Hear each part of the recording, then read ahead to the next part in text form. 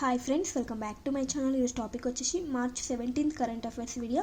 So ఎవరైనా మన ఛానల్ని కొత్తగా చూస్తున్నట్లయితే ప్లీజ్ సబ్స్క్రైబ్ చేసుకోండి, లైక్ చేయడం మాత్రం అసలు మర్చిపోవద్దు. ఇంకా లేట్ చేయకుండా టాపిక్లోకి వెళ్తే కనుక తెలంగాణకు సంబంధించిన ఒక పథకం గురించి ఈరోజు మనం తెలుసుకుందాం. అదేంటంటే రాజీవ్ యువ వికాసం పథకం. రాజీవ్ యువ వికాసం పథకం.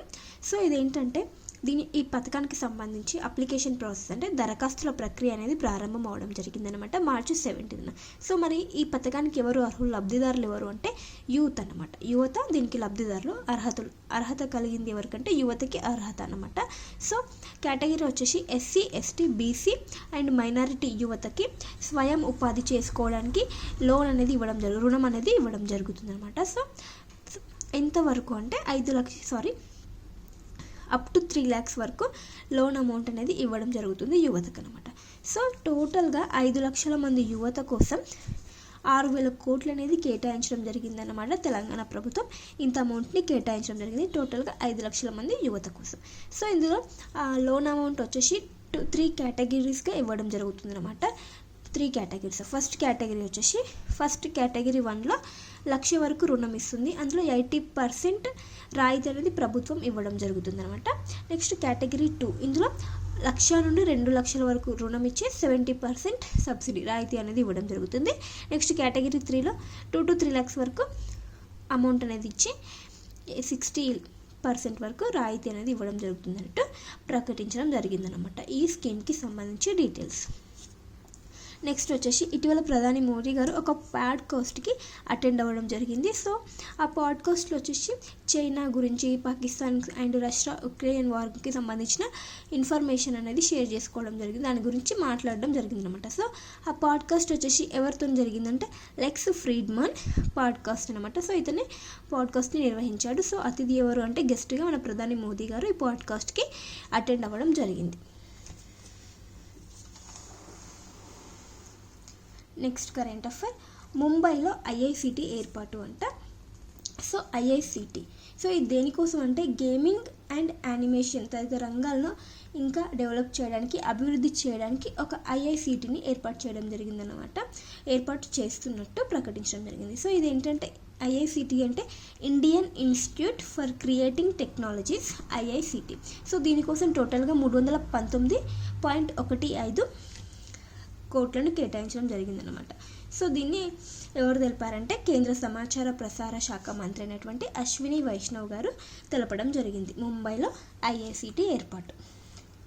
సో నెక్స్ట్ కరెంట్ అఫైర్ వచ్చేసి పాక్ దేశానికి చైనా మరో జలాంతర్గామిని అందజేస్తున్నట్లు న్యూస్లో ఉంది.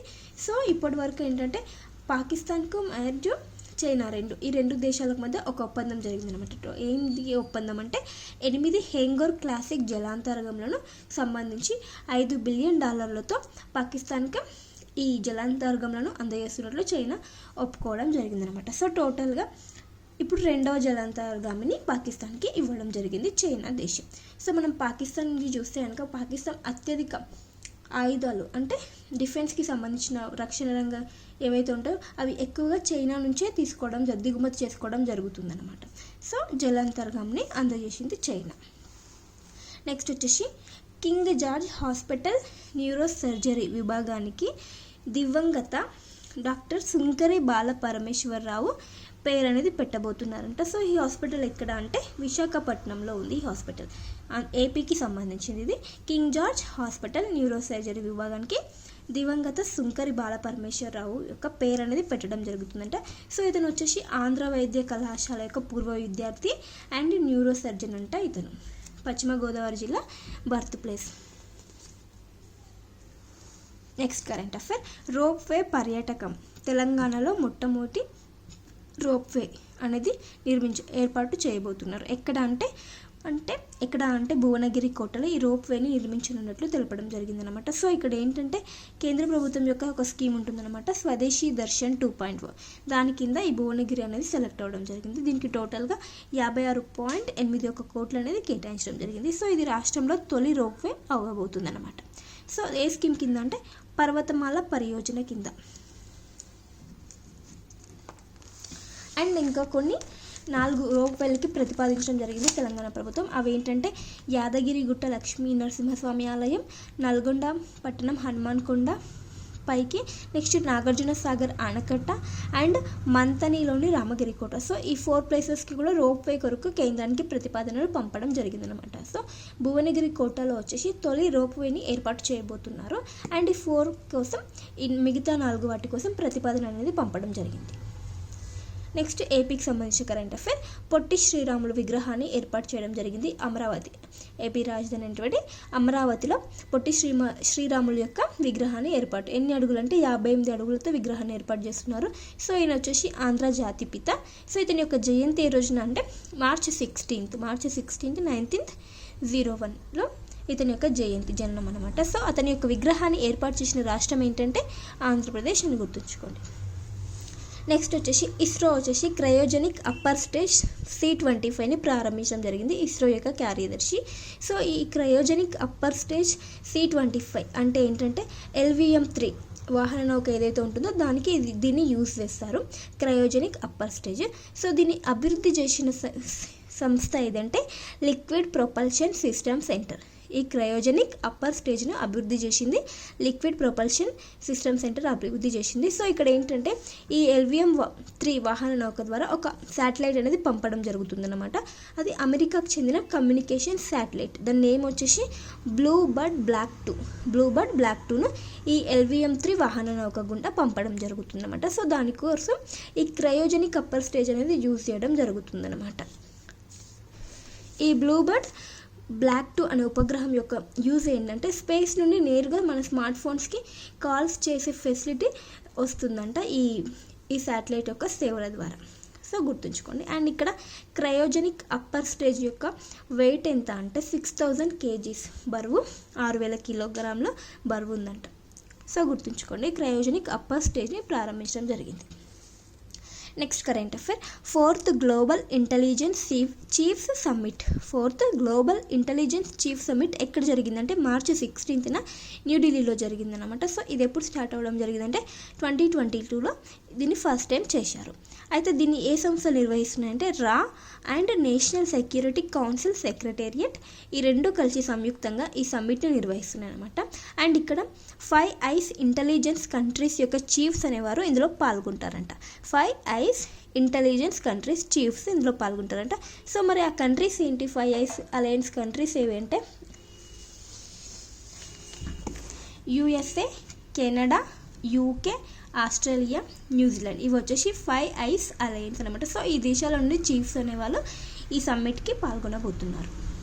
Next current affair. 32-బిట్ మైక్రో ప్రాసెసర్.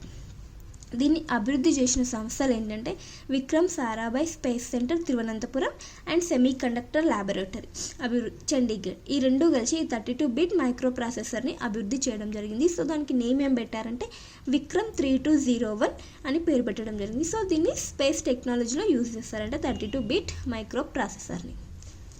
నెక్స్ట్ ఒక వ్యక్తి మరణంతో వార్తల్లో ఉన్నారు. అతని పేరు వచ్చేసి రమాకాంత్ రథ్. ఇతను ఒడియాకు చెందినట్టు ఒడియా కవి, ఒడియా లాంగ్వేజ్ కవి అండ్ రచయిత. సో ఇతను ఒడిశా స్టేట్కి చెందిన వ్యక్తి. ఇతను మరణించడం జరిగింది అండ్ ఇతను IAS అధికారి అంట.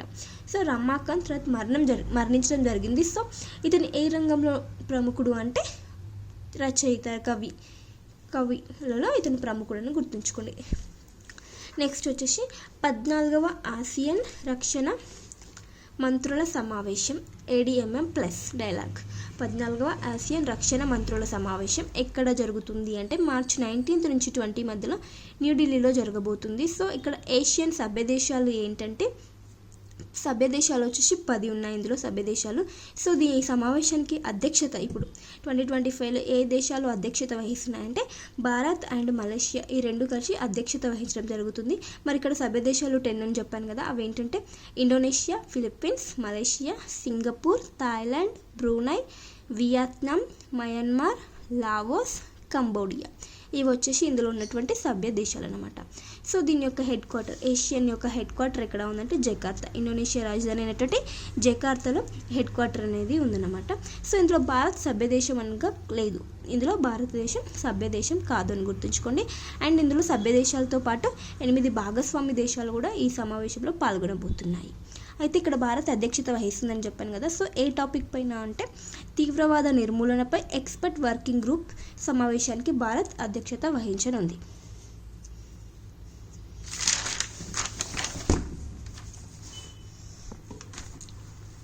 నెక్స్ట్ కరెంట్ అఫైర్, మయన్మార్ సరిహద్దు వెంట కంచె అనేది నిర్మించడం జరుగుతుంది. మయన్మార్ బార్డర్లో ఒక కంచె అనేది ఏర్పాటు చేయబోతున్నారు. సో ఇక్కడ భారత్లోని ఏ రాష్ట్రాలు మయన్మార్తో సరిహద్దును పంచుకుంటాయి అంటే మిజోరాం, మణిపూర్, అరుణాచల్ ప్రదేశ్, నాగాలాండ్. ఈ రాష్ట్రాలు వచ్చేసి ఈ మయన్మార్ దేశంతో సరిహద్దును పంచుకుంటాయి. టోటల్గా సరిహద్దు ఎంత అంటే 1643 కిలోమీటర్లు సరిహద్దు ఉంది. సో ఈ సరిహద్దు అనేది ఒక కంచెతో సరిహద్దును నిర్మించబోతున్నారు ఈ రెండు దేశాల మధ్య, భారత్ అండ్ మయన్మార్ మధ్య. సో ఎందుకు అంటే అక్రమ వలసలను అరికట్టడానికి, డ్రగ్ రవాణా అండ్ నక్సల్స్ కార్యకలాపాలను నియంత్రించడం కోసం ఈ సరిహద్దును కంచెతో ఏర్పాటు చేయబోతున్నారు. నెక్స్ట్ వచ్చేసి జోయ్ మాల్యా బాగ్చి సుప్రీంకోర్టు న్యాయమూర్తిగా ప్రమాణ స్వీకారం చేస్తున్నారంట. సో సుప్రీంకోర్టు న్యాయమూర్తిగా అయితే ఇక్కడ ఏంటంటే ఇప్పుడు 2023 ప్రకారం వచ్చేసి ఎంతమంది న్యాయమూర్తులు ఉన్నారంటే సుప్రీంకోర్టులో ఒక ప్రధాన న్యాయమూర్తి అండ్ 33 న్యాయమూర్తులు అనేవారు ఉండడం జరిగింది పార్లమెంట్. సో ఇక్కడ న్యాయమూర్తుల సంఖ్య అనేది ఎవరు డిసైడ్ చేస్తారంటే పార్లమెంటు డిసైడ్ చేయడం జరుగుతుంది అనమాట. పార్లమెంటు న్యాయమూర్తుల సంఖ్య ఎంత ఉండాలనేది డిసైడ్ చేస్తుంది. అండ్ ఇక్కడ ఏంటంటే ఆర్టికల్ 124 క్లాస్ 6 ప్రకారం సుప్రీంకోర్టు యొక్క న్యాయమూర్తి ప్రమాణ స్వీకారం అనేది చేయడం జరుగుతుంది. మరి ఇతని యొక్క ప్రమాణ స్వీకారం ఎవరి చేతుల మీదుగా చేస్తారంటే సుప్రీంకోర్టు ప్రధాన న్యాయమూర్తి సమక్షంలో ఇతని యొక్క ప్రమాణ స్వీకారం అనేది జరుగుతుంది.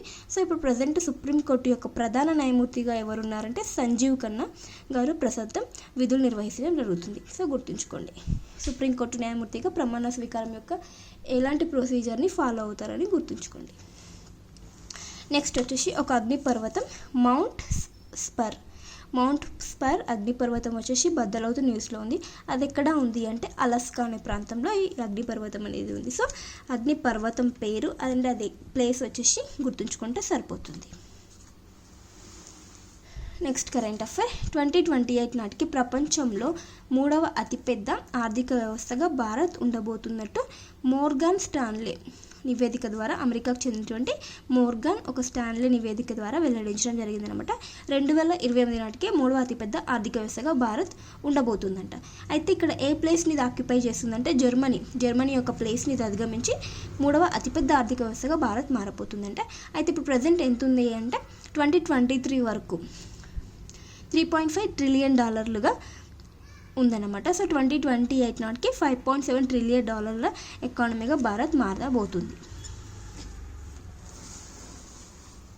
నెక్స్ట్ కరెంట్ అఫైర్, హాకీ ప్రమోషన్లో అంటే భారత హాకీ జమన్లాల్ శర్మ అవార్డు 2024 ఎవరికి రావడం జరిగిందంటే ప్రసార భారతికి రావడం జరిగింది. ప్రసార భారతి. సో ఇక్కడ ఏంటంటే ఇది హాకీకి భారతదేశంలో హాకీకి ప్రాచుర్యం కలిగించడంలో ప్రముఖ పాత్ర పోషించింది ఈ ప్రసార భారతి. సో హాకీ ప్రమోషన్స్లో భాగంగా ఈ ప్రసార భారతికి భారత హాకీ జమన్లాల్ శర్మ అవార్డు 2024ని ఇవ్వడం జరిగింది ప్రసార భారతి అనే సంస్థకి. సో ఇవ్వండి ఫ్రెండ్స్ ఈరోజు important current affairs. So video నచ్చితే ప్లీజ్ లైక్ చేయండి, షేర్ చేయండి, అలాగే సబ్స్క్రైబ్ చేసుకోవడం మాత్రం అసలు మర్చిపోవద్దు. Thank you for watching. Bye bye.